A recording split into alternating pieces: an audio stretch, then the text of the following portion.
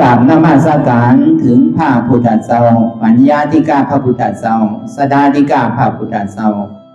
วิริยาธิกาพระพุทธเจ้าเนี่ยพระปัจเจกพุทธเจ้าธรรมะอนิจจังทุกขังอนัตตาเนี่ยขอกราบนมัสการถึงมหาสาวกะเนี่ยอัครสาวกะเนี่ยปกติสาวกะเนี่ยพาริยะปุกละผู้เจ้าผู้ตนผู้ปาในวันเหมือนนี้นี่ก็ขอเจริญสุขเจริญธรรมจงมีแก่ภิกขุสังฆสามเณรเย้าก็ยินดีไม่สูงห้าตอนถึงก็ไม่ออกศรัทธาเขาเนี่ยที่ได้มาเข้าผมในปางสร้างถืออนัตตาวิปัสสนากรรมฐานก็ทำทนสองนี้เหมือนกับปีพุทธศาสนาเข้ามาวันละอยู่2,569 ภาษาปีลายสง่าจุฬาศักราจาวันละ1,388 ตัวเดือนเจ็ดแรมมาวันละอยู่7 ค่ำปีคิดวันที่8เดือน5ปี2526อันนี้ก็วันเหมือนนี้ก็เอาอะไรมาเปิดกรรมฐานก็ถึงมาไล่เชียร์วันที่เป็นวันเตียนเฮาที่ได้ปิกปางไปในวันเหมือนนี้เพราะฉะนั้นนี่ก็บอกแมวศรัทธาเขาหมายมีพอแมวศรัทธาพี่น้องวานเตียนตุกหลังหอต่อหลังเฮิรนนั่นน่ะเนาะพี่น้องตั้งในตั้งในบ่ท้องพี่น้องตั้งในพี่น้องวานเตียนเฮาลูกหลังหอต่อหลังเฮือนลูกหนุ่มเท่าใจยิงเป็นเก้าเป็นเงามันหนอกหรือเสนั่นนี่ก็พี่น้องวานล้อมลูกหลังหอต่อหลังเฮือนลูกน้อยผู้ใหญ่ยิงใจเป็นเก้าเงาสะทามันหรือเสนั่นนี่ก็ในวันล้อมตั้งเสียงนี้ก็เป็นเก้าเงาสะทามันไปไหนเนี่ยขอนไปหนอกหมายมีปอกหลงนานใส่ด้านภาริยาเสือเมออกนางหลอด3เปลี่ยน9ลูกเตาตังหอตังโมนวานหมอนเด้อหรือเสนั่นปอกเมออกทน2หมายมีเมออกปามคำลูกใจเสือใจหีนนลูกไปเสือนางแสงด้านนี่ก็เปลี่ยน9ลูกเตาหลานตอนจู้ผู้จู้คอนอีวันบ่เฮอวาวเตาเดนั่นวางเกิดหมายมีศรัทธาทุน3มีออกปาสันลูกเขยชื่อว่าบ่ออกลุงธรรมลูกยิงชื่อว่ามีออกปาสุกอันนี้ก็พร้อมกับเลยลูกเต่าตังหอตังเฮือนหวานกองสร้างผังหนองคำหรือเสนั่นเบากาศรัทธาเตียนไรมาล้อมติบล้อมตันถ้าเป็นเสาตันน่ะเขานำพอสนาอาหารหรือปอโคเมโคอนัตตาเบียงเจียงตุงเนาะที่เลยมาเฮ็ดข้าวซ้อมพักซ้อมอันนี้ก็เป็นเก้าเป็นเงามันเพราะว่ามีข้าวนี่ก็เฮาก็มันจังมีน้ำมันก็กามันจังไปนั่นน่ะเนาะก็เอาเขาเป็นเก้าเหมือนกันหรือเสนั่นเบากาเนี่ยพอมีออกศรัทธาเขาที่ได้มาครอบลาบเปลี่ยนเจ้าตาหน้าใหญ่เนาะวันหนึ่งก่อนไหนถึงวันมังปอกก็วันหนึ่งก็ที่มี2-3ศรัทธาเหมือนวันเหมือนนี้ก็มี3ศรัทธาหลวงมันศรัทธาวันนึงก็มีเป็น30ปลายเนาะในวันเหมือนนี้หรือว่าตั้งแต่วันที่1พอจอดถึงมาวันที่11นี้อันเฮาเลยมาล้อมตีบล้อมตาลแผ่นเจ้าเก้าเงาศรัทธามันในปางตะลาปอกกรรมนี่เจ้าท่านเจ้าศรัทธาอันมาห่มจอมก็ดีเจ้าศรัทธาอันนาต่างๆก็ดีอันใดวักสื่อวักเสียงนั่นก็ดีอันไววักสื่อวักเสียงนั่นนี่ก็ของหลูของตาเอานั่นเนี่ยคอนหันก็ผีหันอยู่เนาะก็เฮามีเจตนาตื่นปอดขาวใสแหละผมสมสาธุอนุโมทนาเอาก็เป็นกุศลนาบุญอยู่เนาะเอายีพี่ไข่ไรสื่อไรเสียงแต่พี่ไข่ไรนาไรตาเนาะการเรียนเนี่ยมีอันหูอยู่ว่าเฮาเฮ็ดดีก็เปิ้นหันอยู่ว่าเฮาเฮ็ดท้ายก็เปิ้นหันอยู่ว่ายีพี่ตำต่อยหน่อยใสถ้าว่าเฮาได้ยินสื่อยินเสียงเฮาก็ขออย่าพี่ถือมีลองตั้ง7ก้านออกปันอภัยกันพ้องมังปอกพันก่อนน้ำการเฮาก่อนน้ำนี่แหละมังปอกได้มีสื่อมีเสียงได้ลืมได้หลงไปนี่ก็ขออภัยตินี่ตัวเนาะเพราะฉะนั้นในวันเฮาก็ได้มาเปิดปางตะลาเป็นกรรมทน2เย้าโดยเสนั่นนี่ปอกมีออกศรัทธาเขาในวันเตียนนั้นหันถึงว่าในการนั้นเฮามาเปิดวิปัสสนานั้น เป็นที่อันจอมจินยินดีละเล็กก่อนเลยมามันตนานนี่มวนตันเจ้าคือมาจ่อยแท้มือเลยมาลุมลาถาดผาถาดจอมหนักทีนี้ก็เปิดออนตังมือก่อนเด็กก็อีปอเขาก็เลยมาอ่อนเฮ็ดไว้เนาะอีปอลุงนั้นใส่ตานเขาอีปอลุงนั้นใส่ปังอีปอเหมือนนางลุงหยีแตนก็เป็นจาติเขาเป็นไตก่อกันน่ะเนาะลุงโง่เขาสนิทลุงลอกเขาสนิทลุงนานลุงนานอีลงลุงนั้นใส่ยางตองลุงลอกมันตองมันมีน้ำหนาเนาะลุงแกนตายกันไปหมดแล้วเนี่ยเนาะคือต่างปออกนั้นใส่ตาเนี่ยสำคัญมาซื้อจ่อยให้มาต่อถึงปอเหิงเพิ่งใส่มาเต้ๆนันนาเมื่อนั้นก็มันก็อยู่ไปตานเนี่ยก็เปิดสินั้นนี่ก็ได้มาอ่อนหันถึงสินั้นนี่ก่อนอู้เป็นตู้บีอู้เป็นลูกของไอ้ปอนี่ก็เปิดไข่คือตีปอได้เฮ็ดได้เตะได้สร้างไว้นั่นคือเนี่ยมันปอที่เจริญหลุ่งเรืองไปนี่ก็เป็นท่าการหนึ่งเบาเต่าเตะนั่นนั่นคือเนี่ยมันที่เป็นถ้าอยู่จันหน้ากับปีน้องวันแต่วันล้อมเฮานี่ก็เป็นท่าการหนึ่งนี่เลยก็ถึงที่เลยหับเอาดอกไม้เต้นเตียนปวดไม่ออกซาธาเขาปูแกคณะกรรมการอาจารย์ก็พร้อมเป็นน้ำหนึ่งใจเดียวกันนี่แหละมาผิดปังเอาคือเลยเอาลูกน้องตาเปตีซิดยมตีอันอยู่ในวัดนาตาหนองเขียวนั่นเนี่ยคือมาไปบอกปลาสองปลานี่นะเนาะพอซื้อเนี่ยมันง่ายๆว่าตุผ่านที่หาเนี่ยมันหายากนะว่ะหาเงินหาคำนี่ยังหาง่ายว่ะหาตู้หาผ้าตานี้มาไปเนี่ยมันง่ายว่ะเฮ็ดแต่ง่ายอยู่ว่ะคุยกับอันที่มาลุมลาเนี่ยยากนะว่ะพอว่าที่เอาตอนหนุ่มมาเนี่ยสัมโกถักก็วนไปวนมาตอนหนุ่มก็มีอยู่เนาะการแฮดไปแฮดมาไม่ออกมาปังถักเนาะที่อยู่ที่คืออยู่บอก4-5 ปีกันเนาะคือปีมามันตึกปีอย่างนี้ไปถึงเดี๋ยวเนาะการพอมาโก้ไม่ออกเขาปังถักเนาะการในพอที่เอาอาศักเท่าเกมาสัมโกมันตายไว้อันไหนของสั่งทุกันเนาะจงได้เลือกไปเลือกมามันยาปูจานหลงเฮาเนี่ยเนาะมันยาปูจานปูจานนั้นตาเฮาเนี่ยเนาะอันนี้อาบเลยเพื่อนอันนี้แต่ปูจานนั้นตาเฮานี่นุ่มกอมนุ่มเนาะเท่ากอมเท่าอ่ะมีเมียก็อิ่มเอาอ่ะมีหลายเมียก็อิ่มเอาอ่ะเฮือนก็มีเป็น3หลังเอาโลเฮือนเมียซ้ายก็ที่สีอยากให้แรงที่บ้านจอมันน่ะเฮือนสีจันทร์น่ะเป็นเฮือนบอกตาเนี่ยอันนั้นพอไปมาก็หันอยู่ยาวก็ล้านเสียงเขาภาพเก่า3ตัวที่นาเวงแก้วยาวสัมมีเตโกคันที่เวงแก้วเดี๋ยวสัทเทหลวงนี่มีก็ตึกหังดีหังล่าหมดนั่นเอาทั้งหลายก้ออะไรอยู่อันนี้ก็จุนว่านี่ไว้ใจเหมือนเจ้าสิทาดว่าเนาะจุนดุกจุนเมจุนวันจุนเมืองก็ไม่กันว่าที่หาตลาก่อนเนาะก็เพิ่นนั่นน่ะตัวไปตัวมาเนี่ยมันมีไผอาว่าเด้อสิบอกตานี่อาบเลยเพิ่นว่าภายขึ้นก็หูโดนเนาะเตดทำก่อนไล่สืบใจตามมังกลาสนีก่อนไล่เปิดมานี่มอนตะลาไปเตดทำดังนี้ต่างหน้านี่ก็ได้ก็ที่เป็นอีปึงเฮาไปเนาะผมใส่ในผมหมอลาเฮาอยู่ในเมืองขืนนี่เนี่ยมันใดเนี่ยที่ไรหมอภายขึ้นก็ที่ไรหมอภายหนังวิปัสสนานั่นก็ที่ไรหมอนี่อันนี้โลไมไสอ่ะพอมาเตนี่ก็เอามักมันกันไว้ว่าเหมาะกับเดินเก่าปฐมมาขึ้น15 ค่ำเนาะที่เอามา2เอาก็ไปปีกตัวคือปอกนั้นใส่ตานไม่ออกปลาหลอดเขาเป็นเก้าเป็นศรัทธามันเนาะมีสังมาที่ไรว่ากันนั่นน่ะเนาะผมสั่งถุงมาก็เจ้าเฮ็ดที่นี่เมียนโลเนี่ยปอกไม่ออกที่ไรหลาดอีกนึงนั่นพอเป็นปอกไม่ออกกันเนาะพอเป็นดูพระปอกไม่ออกเฮ็ดที่นี่แค่มือเนี่ยก็ที่ไรหัดหลาดที่ปอกไม่ออกอีกนึงอันนั้นเนาะคือมันจำใจกันนั่นน่ะที่เป็นสินั่นน่ะอันนี้ก็ปองเขาหรือเปลี่ยนปอกไม่ออกศรัทธาเขาเนาะก็ถึงเมื่อวันเดินเก่าปฐมมาขึ้น15 ค่ำก็ที่เอาก่อตึงเจ้าอุ่นมาอยู่จอมเนาะเจ้าอุ่นเนี่ยหมอดีกลุ่มเนี่ยว่ะเพื่อกับหมออยู่หมออ่านว่ะสปีดิโยเนี่ยต่อเตะหมออยู่เนาะก็จากแฮตซื้อเนาะเขาก็โดพอเข้าหนังภาวนาก็ยาวน่ะเนาะศาสนาพระพุทธเจ้านี่มันมี2 ภาคการแกขันธาทุลาเนี่ยวิปัสสนาทุลาว่ะเพราะว่าตึกหนุ่มตึกเรียกคนที่ได้ไปเห็นเอาปริยัติว่าวัดโหโคงสร้างวัดวันใจสร้างที่นี่เพิ่นก็สอนกันอยู่พอตึกเรียกเนี่ยเขาลงมือ2มื้อสินั้นเวลาพอเท่าแก่มายาวนี่ที่ไรแฮดวิปัสสนาทุลาว่ะวันหนึ่ง2 ปอกเขาที่ไรแฮดที่ไรจ้างวัน2 ปอก2 ปอกนี่เขาภาคกว่าบ่ไม่ออกเขาซาท่าเขาอย่าไปเอามาส่งอันออกที่คือเขาลงตรงในวันเอาพออิ่มเอาก็พอว่าตัวในวันได้อาบที่อิ่มเอาก็ปอกมากขึ้น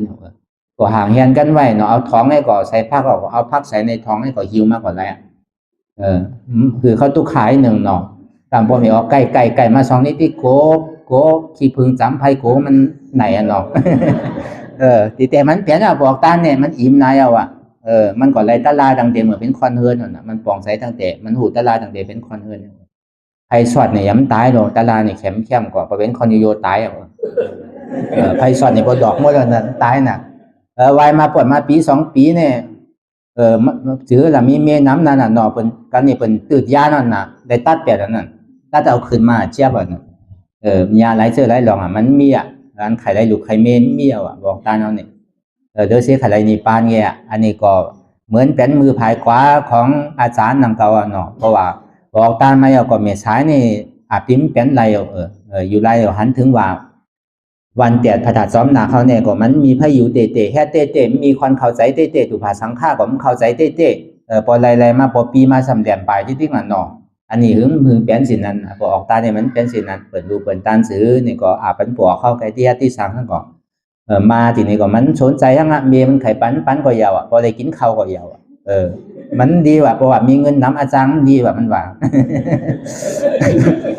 พอมีเงินน้ำไข่มีเมที่กันหนาอาจารย์มันดีกว่านี้อยู่ได้อย่าไปใกล้เอาเงินมาตานที่มันไรเนาะว่าไข่ตานดีอาจารย์เขาที่พอที่แค่ที่สังทั้งแต่กับผมอยู่ที่มาหลุดตัวอยู่กับปล่อยก็ไม่ได้นะกับก็ถูกที่เจียวตายถูกที่นานตายก็เจียวตายพอหอมดุมดาเนาะอยู่ดีเป็นไตเป็นเนื้อมาเดี๋ยวไปหาสาวุธสามาอยู่ปล่อยตายก็ไม่ได้นะปล่อยมันหน่อยเป็นหน้าตาหลุมโดยยาไม่ใส่นะก็มันบอกก็โดยยาอยู่เดี๋ยวเอาไปหาหมอหายาอย่างที่ปล่อยผ่าไปเปียดพอหอมตัวหอมใกล้ตัวหอมเขาใส่นี่ก็ตานที่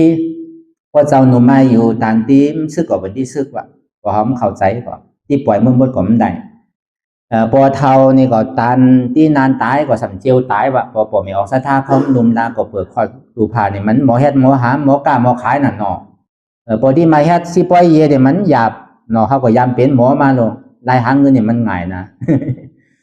ก็กะเขาแม่สินั้นก็เปิดเขาไขหันคือศาสนาพระพุทธเจ้าเขานั้นจะเลื่อนหลงเรื่องไปตั้งหนาเด็กอย่างที่เข้าใจแหละก็อูกันต้องลงกันดีๆว่ะเนาะอยู่3 ตัวนั่นน่ะเป็นหือก็อีกเกสุดมันเนี่ยอยู่ตัวหมอก5 ปีหนึ่งเนาะที่เป็นดีเป็นให้ซื้อก็ไปว่ากันนั่นน่ะมันจึงที่ได้เจริญดุงเดิมไปของไม่ออกศรัทธาเข้าจึงที่ได้ใกล้มาอุมาหลาดมาจากกันมันใจเป็นหือมานี่ก็เขาก็เป็นน้ำหนึ่งใจเดียวกันเย้าลงลำเดียวกันเย้าเนาะมันดีอ่ะสินั้นอีเจ้าบ่าเจอคนเนาะหันดีเนาะเพิ่มหันดีก็หยอกมือสาธุจอมคนเนาะพอเจ้าหนุ่มเจ้าช่างมามันโหมันถักอ่ะแถวมากเนาะมันหลุดเพิกดีๆก่อนนะอยู่ที่วัดเพิกดีๆกันก็การนี่บอกตานี่ก็มันยามเพิกจ้างคือกำตะลามาตั้งแต่เมื่อเป็นคอนเฮิร์นเมื่อกราบเร็วกันนะเป็นหลุงหนองตะเตปวุ่นเหมือนกันนะเหมือนหนังเป็นมือกว่าเพราะว่ามันเข้ามาก็ตั้งปุ่นก่อนติ้มเปลี่ยนเนี่ยตั้งเมษายนี่ใครเปลี่ยนยาบอกแล้วก็เบอร์ดีปุ่นเนี่ยเปลี่ยนเมษายในปอกนี่ก็เอาเฮิร์นแฮตเอาแฮตติดเป็นเอาเฮิร์นแฮตเป็นการตลาดเพราะฉะนั้นนี่ก็ดีผมชมเลยอนุโมทนาจอมเตะว่ามันจังหลาจังสุดมันอ่ะทางตลาดเขาก็เข้มนะยังกูเจอกูลองก็เหมือนนอกเหมือนใจแถมทนเนาะของเหนียวซาท่าเขาก็มันก้านนะเขาเนาะมันก้านอันคอนดังตลาดก็มันก้านเนาะพอเหนียวซาท่าเขาวันแต่มันลองผมก้านย่อไข่หันอยู่หนอมไข่ไปไวๆหลอมบานเนาะไข่มันเจียวถึงไวๆอ่ะเนาะพอทีนี้ก็ควันมาอ่อนโหยก็เป็นก็บอกมีใจเหนือเนาะก็โจมจอมนั่นน่ะแต่พอเดินใจหนาเขาผมได้ขึ้นได้อย่างอ่ะโมก็เนี่ย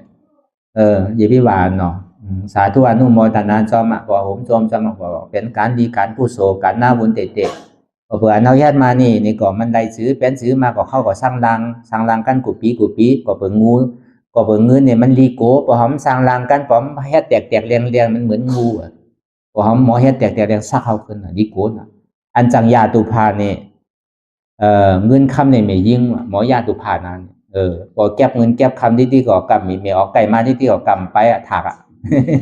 ดีโก้นะว่าอย่าไปอยู่จำเงินคำเนี่ยไม่ยิ่งเนี่ยพอมีโดปั้นโดตานที่อย่าไปเอาไว้น้ำเอาไว้ต่อแต่อันเขาโดใจก็หนังเก่าเนาะบางเสื้อมังมีพอเปิดปังมานี่สั่งอย่างไปก็มันง่ายแล้วนี่พอเปิดมาปังนี่มวนใบตั้งนี่ตั้งหน้าสั่งเลยมีน้ำมันเนาะ สำรวจใจว่าอันนี้ก็ตัวเอาขุนพรปันกันในประวันนามาเขาก่อยมาบอกทางเพราะฉะนั้นก่อนในวันนี้ก็เขามาอูกันหลอกอันปังดาราเขาก็ว่าถือทูซานมา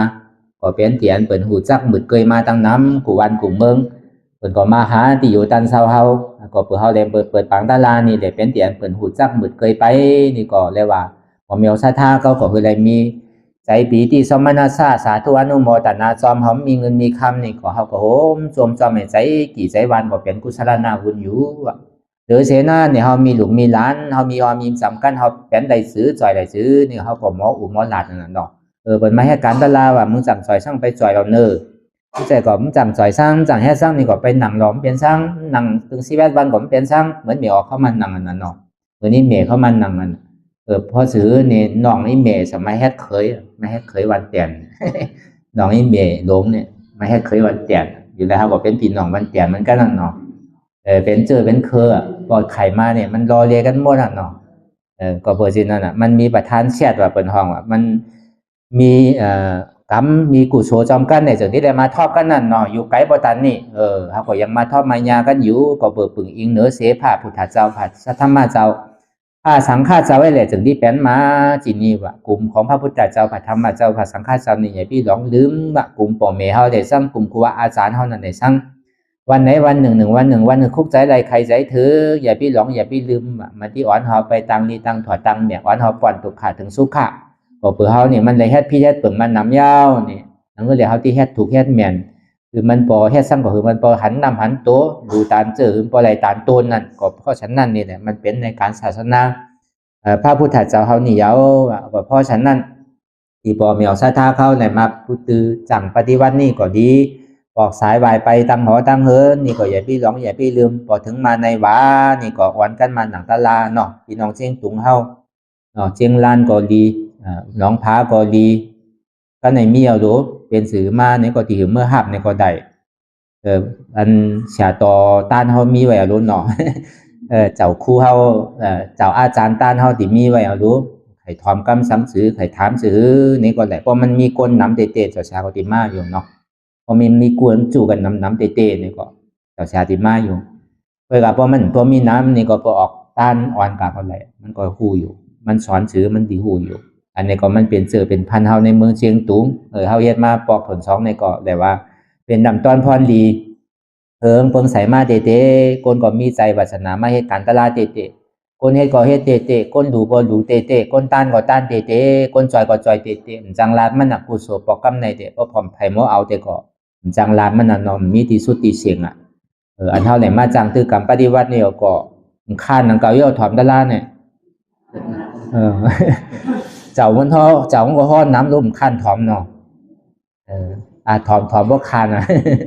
เจ็บบ่ตัดในอันตึกฮ้อในที่สุดมาเลยเนี่ยที่ว่าสิในได้เปลี่ยนเนาะป้อมคันก็ยาวเนาะเจ้ามันสำคัญนั่นก็ไขฮ้อที่กันเนาะเอามันว่านั่นน่ะพอสุราสถีมันมากก็ออกที่กันน่ะเนาะพอสุราสถีมันว่าซ้ำออกนั่นเก่าแสน้องปอกขอฮ้อตะลานี่ก็อ่านดีฮ้อมิ้วนึงสมองมามิ้วนึงนั่นก็มังปอกเนี่ยเอาจะปัจจุบันมันว่านั่นน่ะก็เบอร์นั้นนี่แหละเขาก็เลยมาหวานกันเลยถอมตะลาเลยจิ้มด้วยอายาสาตะลาเลยจ้างตื้อกรรมปฏิวัติมาเขาก็ปองอกปองใจมากูเกาะเนาะเขาก็ปองใจกันกูก็เนาะพี่น้องเมืองสาเขาพี่น้องเมืองตุ้มเนาะไปยามมาแล้วเนาะเป็นชื่อละลีหลาบ้าลียามมันเนี่ยลียามหมดเนาะเพราะปีดีมาเนี่ยดีมาโยเหมือนเท่าห้อเมื่อว่านั่นน่ะเนาะบอกมันมีไว้ที่แนวน่ะเนาะม้ามอะไรเนาะเหมือนเท่าเป็นพึ่งน่ะเนาะก็เป็นเมียวแก้วเสียงก็มีในที่พาสมนักนี่น่ะเนาะก็ห้องเอาก็ห้องเงยน่ะเนาะอยู่จำเอาแล้วก็กำหัวพี่น้องวันแต่มันร่วมเขาได้อยู่จำก็จะได้คำเสียร้ายของหัวเนาะก็เสียร้ายคนรุ่นเนี้ยมาเอาเนาะคนอยู่ที่ไกลวันมาคู่เราเนาะเป็นเช่นนั้นเนาะเพราะว่าดาบก็ดีเอาเนาะปังตะลาเขาพาอยู่จำดีไรก็มาดินนั่นเนาะเพื่อจะปังตะลาใหญ่เขาในก็เพื่อเขาโดดลูกต่างวันต่างเมืองต่างที่ต่างตั้งไม้แต่เขามาจู้ตุ่มกันที่ในเนาะก็เพื่อมันเป็นวันเมืองที่ใหญ่เหมือนอย่างเจ้าฮอมานั่นน่ะเนาะมันเป็นเมืองใหญ่อันนึงในปอดอกโค้งเขาเนี่ยอันฮัดฮออันดาดแหละถ้าดูพระดาถ้าจะให้สถานนี่มันก่อมไปมีไผ่ป้องมาเตอนี่ เรื่องว่ามีประวุนเที่ยวซ้ำอยู่ในเมืองไทยนี่แหละประวุนที่ก็ได้หล่อนกว่าเขาส่วนมหาค่ำกว่าเย้าซ้ำกึศเจ้าเฮานี่น่ะเนาะจังฮอจือจังลาจือก็การโตทบโตญาก็ในดีกว่าเต็มไรเนาะก็บ่สังในเฮาก็ได้เห็นดิกจบมาเต้ๆนำเก่าเฮาก็เอาโตทบไปแล้วมาสั่งมาสอนปันตากะเฮาเขาบ่ได้ฮู้ได้ถอนได้ยินนั่นน่ะเนาะตากะมาโลเจ้าล่ะมาเจ้าล่ะตุ้ยล่ะมาตุ้ยบ่ล่ะตะยามมาโลฮะตาตุ้ยล่ะมาตุ้ยบ่ล่ะตุ้ยเด้เนาะมาเจ้าบ่เนาะอ๋อ mà trao số lo con này nó na lệ này nó na lệ số lo con gặp nó ta khá nó mà là nó bu trao đó bị nó ná chín đây anh bé nó bà khó nó mà tiêu nó ná nó ECC rồi ECC số lo trò là có thì mà khăn nó là thầy khăn nó khăn là thầy đấy mà hô buồn nó con này พวกส่วนเราประมาณสักการณ์นี่บ้าไปเนาะไม่อาจจะมาตีบุที่ชาตินส่วนเราหน้าตาไม่เลยที่ไม่อาจส่วนเราไทยในงานมาโลนี่มาที่ประมาณส่วนเรานี่บ้าไปไม่อาจจะมาตีบุที่ส่วนเราก็เสกนางาตาโรตีเลยจอมทุกข้าโรตีเลยอาจารย์ทุกข้าส่วนนาจีนส่วนอาจารย์ทุกข้าตีเดอาจารย์สุขาส่วนอนัตตาเราตีเดตาโลติจ่าไปเนาะนี่ไปเนาะอันเมียส่วนจองเดเนาะเขาก็เอาตาลาไตพองไงเนาะคืนพองไงดื้อพองปัจจุบันว่าเจ้าเนี่ยพี่น้องปาโอก็มีรถเนาะเขาโดดลัดกำปาโออินเยี่ยวเพราะมันใจตัวเขาเนี่ยมาคอยนำทำมวยเต้าอนัตตาเนี่ยมันใจตัวกับคอยน้ำแต่มวยเต่าอนัตตาในพี่น้องบาโอว่ากำบาโอหนึ่งเนาะเป็นใช่ไหมเป็นหลัดความไตกำขืนแค่ไหนกำมึงเหนือแค่ไหนกำมันแค่ไหนบาโอห้อมมีอยู่ห้ามว่าที่ใส่เด็กบาโอบาโอก็มีเสียแน่ง่ายๆนั่งเก่าเพราะเขามีน้ำหยาดจัดก่อนเลยมาทมยากันเลยมาถอมตะล่าเลยมาเป็นอันหนึ่งใส่เดียวกันเลยมาโฮมเลดงเฮลำเดียวกันเนาะก็ตะล่าในวันเหมือนในกล่อมพ่อนำมาเนาะพอปั่นแห้งใจตะกะเขาไว้หนาเนาะพอตะลาขันใจมาหลายวันหนาวรู้ตะลาเหมือนในก็ตะลาคือมีใจกี่ใจวันคือมีปีที่สมันนาซะผมจอมมันเฮาได้มาดูมาต้านจอมกันในมันนางจ้างตื้อกำจอมกันในน่ะเนาะแล้วก็เพราะนั้นตาหน้าตั้งหลีเตียนว่าได้มาดูมาต้านอิมังตาหน้ากรรมอิมังศีลกรรมอินหลังภาวนาวิปัสสนากรรมันท่านอันเท่าไรมาหลุมมาต้านลองต้านตาหน้านั่นในสังลองตั้งศีลานั่นในสังลองตั้งวิปัสสนาภาวนานั่นในสังพรอีกูโสตั้งโมตั้งเสียงในคือว่ากูก็กูคนสุต้องมองมองอดีฐานในพ้นทุกข้าถึงสุขานี่ปันที่กัดเย็นสัพพะทุกขาสัพพะทุกขาตั้งโมตั้งเสียงทุกข้าตัวทุกข้าใส่ทุกข้าหิมอมสามสีนี่ก็หมดวินัดกับหายไปสัพพะพยาเพภัยเพพื้นเพภัยเพหลักคนโสนเพลูกเพหลานเพขุนเพเมืองเพสภาวะตั้งโมตั้งเสียงนี่ก็คือวินัดกับหายไปหายหมดหายเสียงสัพพะโลกะโยกะตั้งเปโยกะใจโยกะตัวโยกะสุขตั้งโมตั้งเสียงนั่นนี่ก็เลยวินัดกับหายไปสัพพะแผดที่โยกะตั้งเป็นตั้งเจ็บนั่นก็ยาวนี่คือวินัดกับหายไปตั้งโมตั้งเสียงสัพพะฐานหนังลองตั้งโอจากพวกของเยดนาปอกล่าวเฮินเพิ่นเจินไผ่หังมันนี่ก็เลยกล้าออกไขมันกายันตั้งคืนมีเงินนำหนังสัพพะลาพังแลมีลาบลาผ้าอันก็เย็น3 3แลมีโจมีลาบมีดูมันว่าหยาบเหลือก็มันใครปันเงินปันข้าวในเจียวส่งมาปันไว้เนาะมันก็ดูเขาอยู่ที่เมืองไทยมันใครปันเงินเฮาก็มีแล้วเนาะอันนี้ก็คือส่งคือใกล้ส่งมาปันเอาไว้เนาะคือมีลาบลาผ้าซึ่งนั้นอยู่เงินนั้นเฮาได้ฝังไว้ในดินข้ามมาได้ฝังไว้ในดินมันซ้ำลากไปหายกว่าคุดกะไหลก็หานั่นก็คือมันคุดหันไหลไว้เนาะแก้วเสียงอันเขาอยู่ไว้ในตึกในสังเฮานั่นในหนังเรียนมันพอดีเลยขายดีเปิ้นเจียวไรซื้อก็เปิ้นมาเจียวซื้อไว้อันเปิ้นถูกนี้ถูกขอเท่านั่นอันไรทรายไรแต้นนั่นก็อยู่ที่ไรนี่ก็เปิ้นมีใจมีคอมาแต้นสายขึ้นเฮาเนาะธรรมะบูชามหาปัญญาคนตัวอันเฮาได้ทำตะละในก็เลยมีปัญญาไผประกอบเฮิรนไผเฮิรนมันนี่ก็เลยเฮ็ดกันวิปัสสนาวนแต่แปลตาที่วิจิกิจศาสตร์กิเลสศาสตร์นั่นเองหมดสุดเสียงกว่าห้ามไผหังมันล้อกี่นี่ก็เต็มทนล้อกุตรานั่นนี่ก็คือเต็มทน สังฆาบูจามาราภาวันตุอันเฮาไรปู่จอสังฆาทั้งหมดทั้งเสียงที่ได้มาเข้าสร้างด้วยกรรมสังฆภูมิศีลมีธรรมะยาผู้โกเฒ่าทั้งหมดทั้งเสียงนั้นเนี่ยก็เลยมีลาภาทุกข้าขี่ทั้งหมดทั้งเสียงเลยจมหายกว่าวินาศกว่าหายกว่าทั้งหมดทั้งเสียงนานกลางใส่มุงมองใครใครเป็นใครมีนั่นล้อกี่สัมปติก็ดีล้อก็ได้สัมปติก็ดีคือพอเป็นงอเป็นใสมันอย่างเลื่อนขึ้นใหม่สิว่าคำนั่นห้างหาดกาขันไพสกรรมโดยตาหนอ